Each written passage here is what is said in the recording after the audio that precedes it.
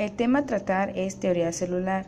Antes de empezar a entrar en la teoría celular, hablaremos sobre generación espontánea, donde sostenía que ciertas formas de vida surgen de manera espontánea a partir de materia orgánica, inorgánica o entre ambas, y se sustentaba con la observación de putrefacción en carne.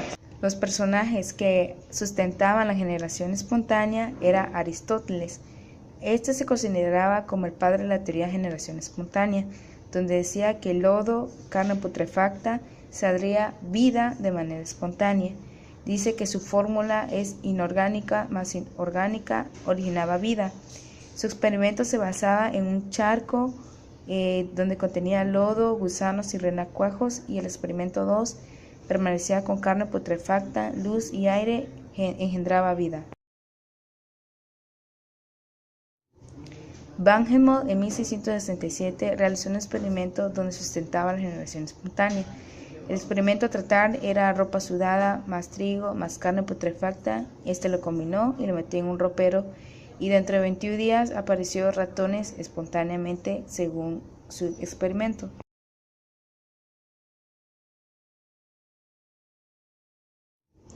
Félix Pouchet, su fórmula para apoyar la generación espontánea era lodo, carne, aire y fuerzas sobrenaturales se creaba vida.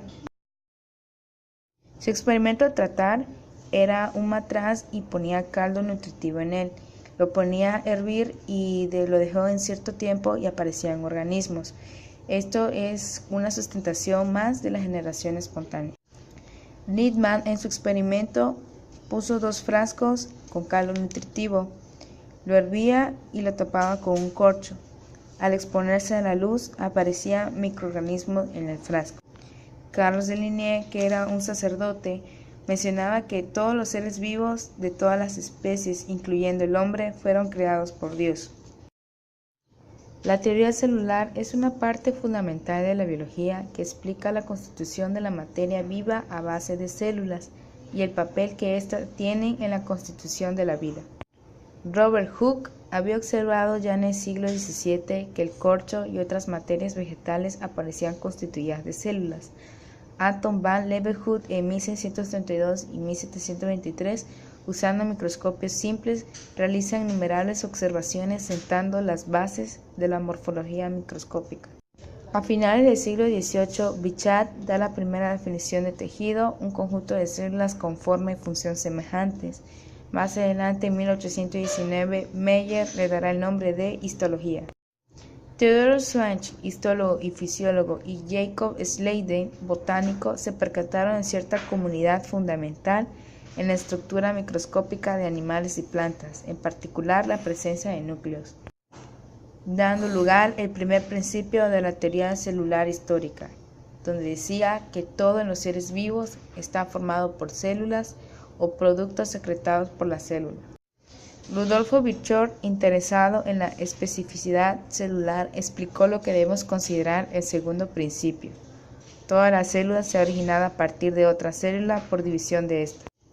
August Weismann mencionaba que la existencia de una línea germinal a través de la cual se establece en animales, incluido el hombre, la continuidad entre padres e hijos y por lo tanto del concepto moderno de herencia biológica.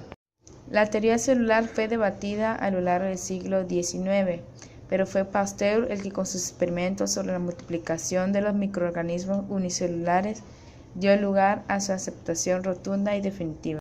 Los personajes que sustentaban la teoría celular era Redi. En su experimento puso carne en 3 frascos, uno de ellos permaneció abierto y selló los otros 2. En el frasco abierto observó que había moscas continuamente. Después de un corto periodo había gusanos únicamente en el frasco abierto. Lazare Spallanzani demostró en 1769 que no existe la generación espontánea, abriendo de alguna forma el camino a Pasteur. Calentó y selló caldo de carne en diversos recipientes. Demostró que dichos caldos no generaban microorganismos mientras los recipientes se mantuvieran herméticamente cerrados y habiendo sido esterilizado.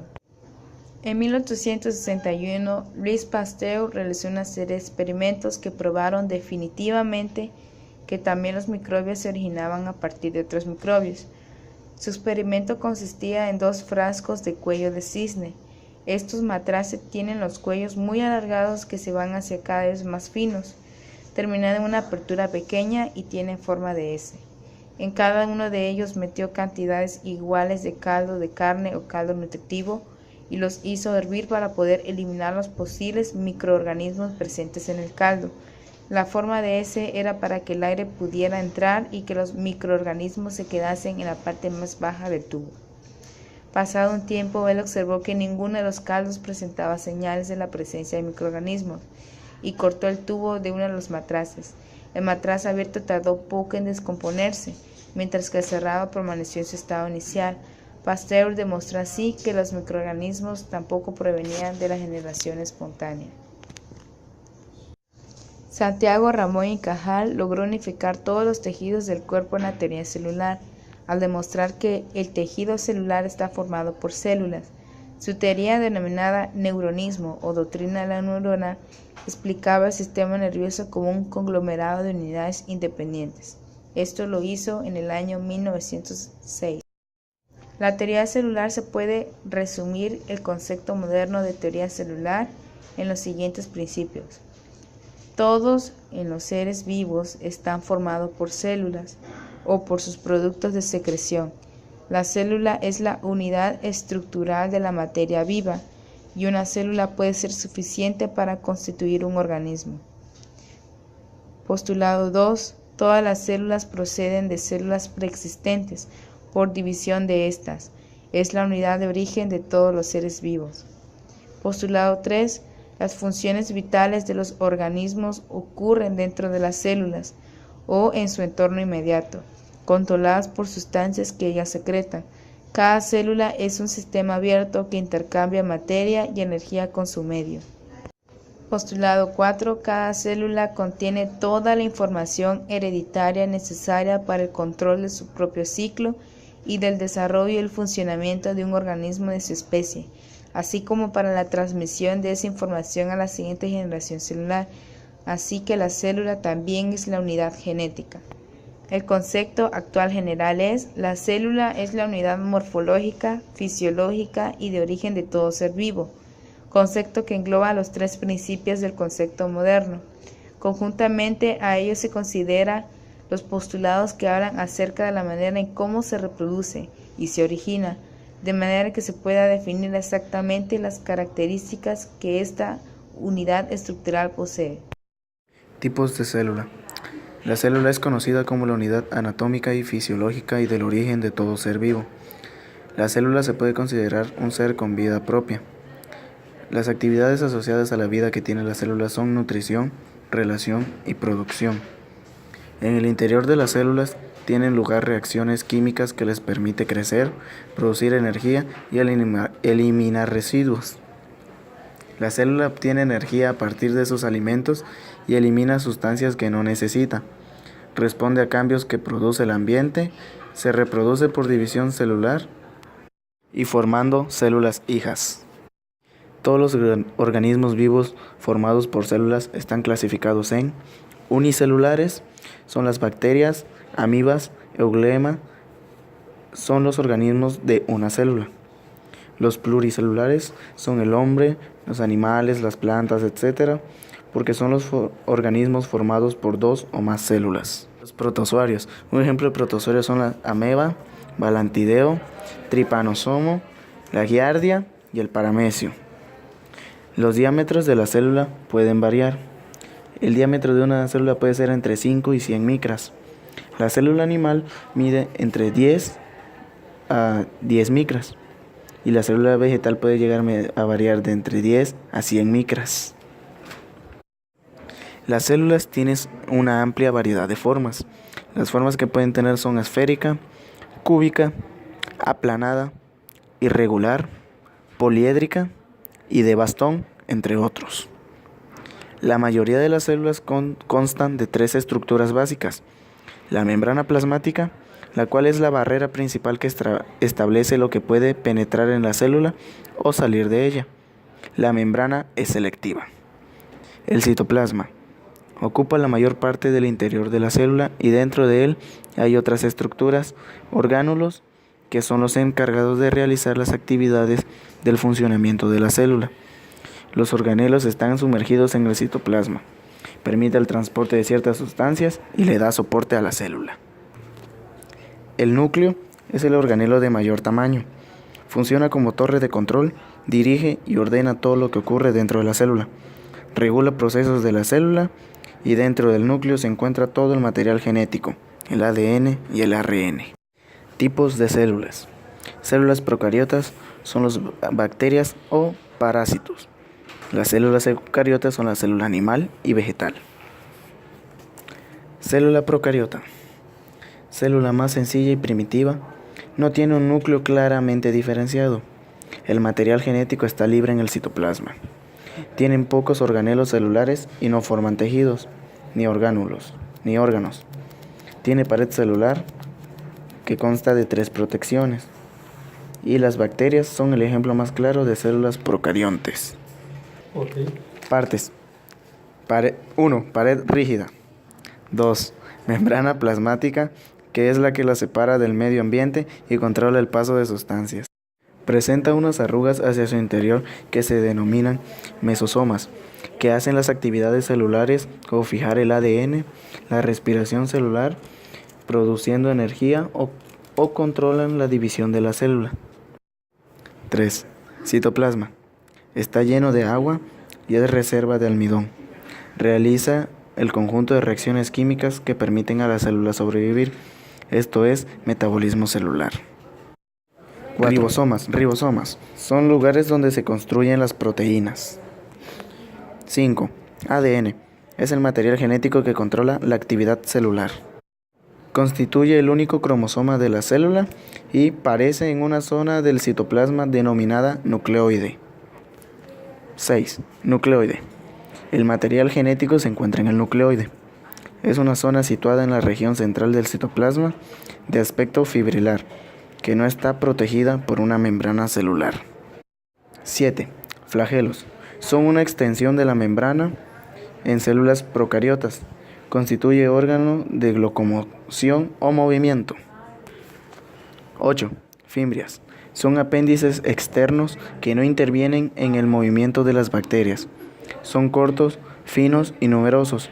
Tienen una función adhesiva. 9. Los pelos. De mayor longitud, son poco numerosos y están implicados en la unión de 2 células durante la conjugación bacteriana. 10. Plásmidos. Son pequeñas secuencias de ADN circular extracromosómico que le confieren a la célula la capacidad de intercambiar material genético con otras células o resistencia frente a antibióticos. Célula eucariota. La célula eucariota es la célula más evolucionada. Son más complejas que las células procariontes. Se caracterizan por tener un núcleo bien diferenciado, por una membrana nuclear y un citoplasma con numerosos orgánulos celulares. Su asociación en tejidos y órganos forma a los individuos pluricelulares. Las células eucariotas pueden ser animales, vegetales y hongos.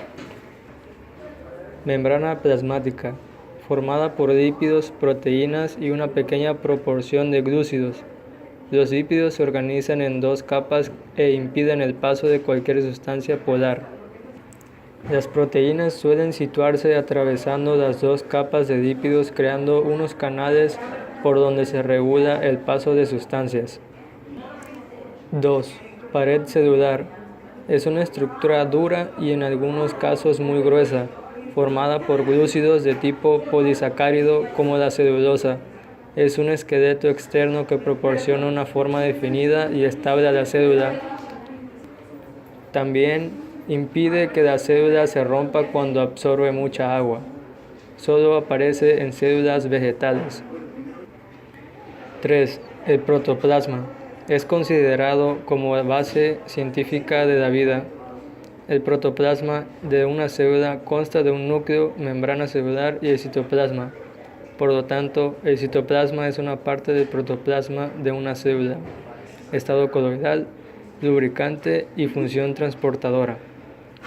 Citoplasma. Se encuentra entre la membrana plasmática y el núcleo. En él se encuentran los orgánulos y citoesqueleto, incluidos el hialoplasma. Es una dispersión coloidal y fina de aspecto granuloso. Su función es albergar algunos órganos celulares y contribuir a su movimiento. Citosol es una solución saturada compuesta por diferentes tipos de moléculas y ocupa la mayor parte del volumen de las células. Es un líquido que se localiza dentro de las células y forma parte del fluido intracelular. El citosol se encuentra dentro de la membrana celular y se encuentra en el citoplasma. Es un líquido de matriz que se encuentra alrededor de los organelos. Citoesqueleto, estructura formada por proteínas, es el esqueleto celular. Ribosomas, están formados por dos subunidades de ARN y proteínas. Sirven para la construcción de proteínas gracias a la información suministrada por el ARN mensajero.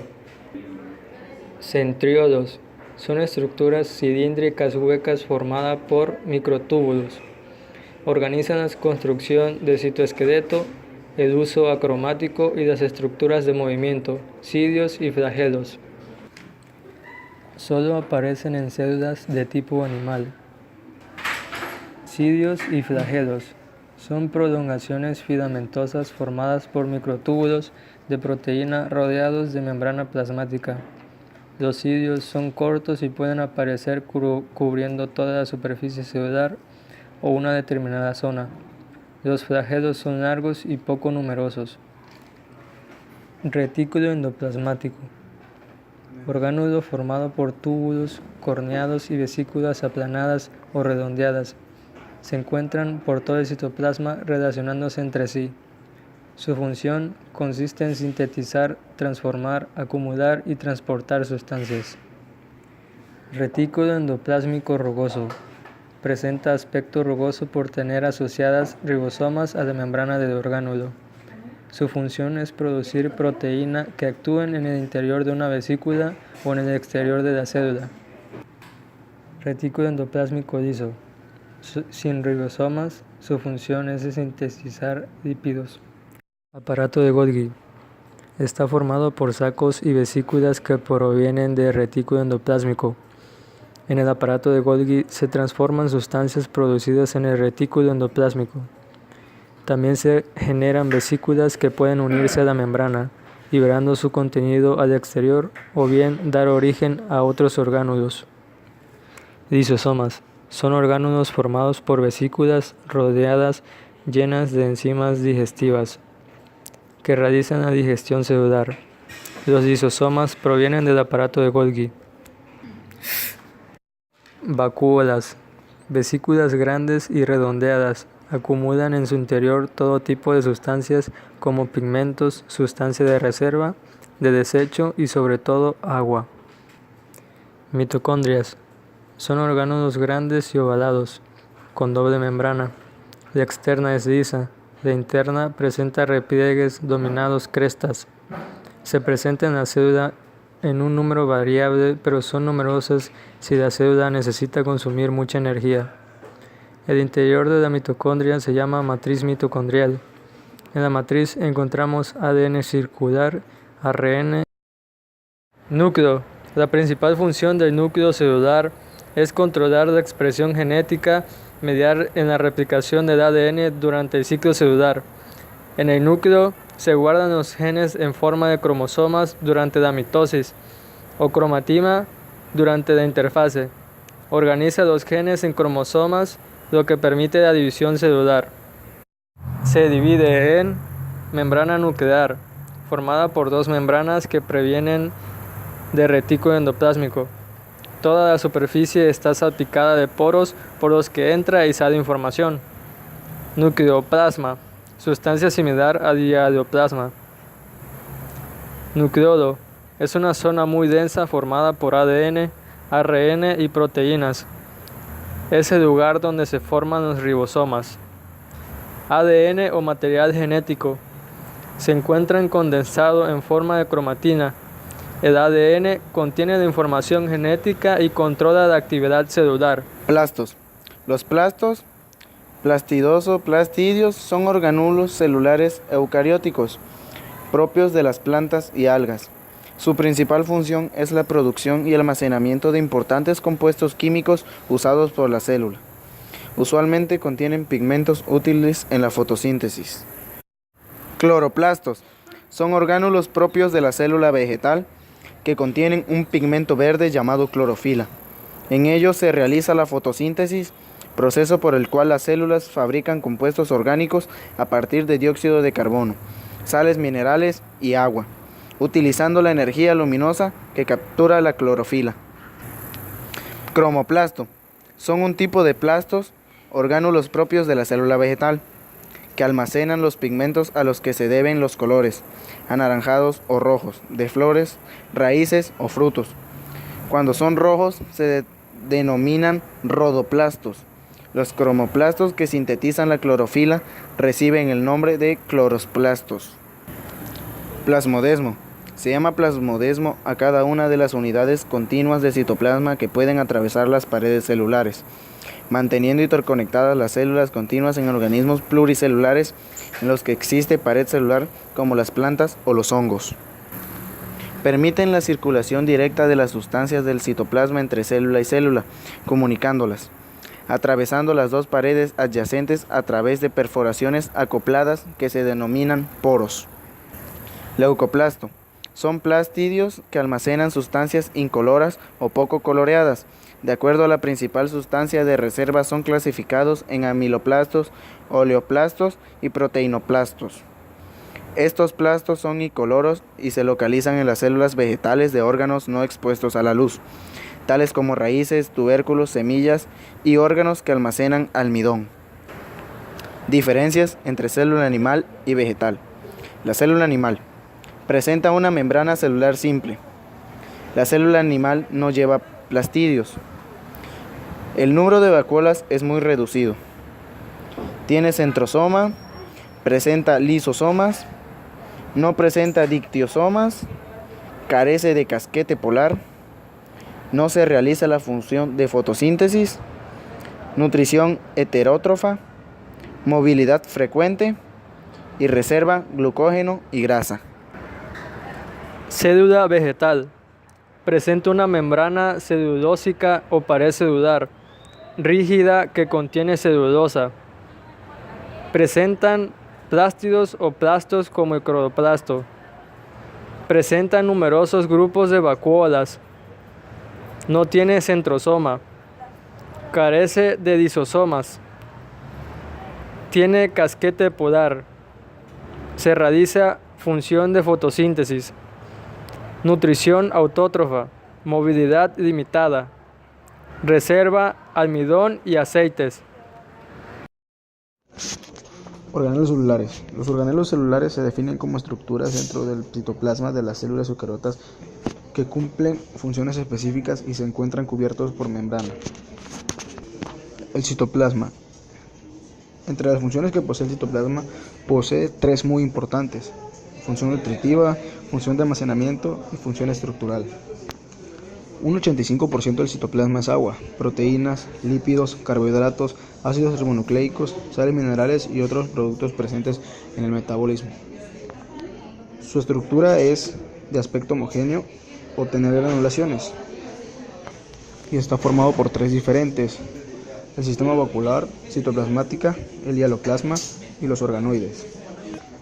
Es la parte de la célula dotada de actividad vital porque en su interior es donde se mueven los distintos orgánulos celulares y donde tienen lugar las reacciones bioquímicas. En él se sintetizan compuestos primarios importantes: aminoácidos, sacarosa, lípidos. Las principales vías metabólicas de los animales que se producen en el citosol son la biosíntesis de proteínas y aminoácidos. Para la formación de la malla extendida, primero viene la molécula de agua por los poros. Entra esta molécula de agua y recubre la superficie de la membrana interna.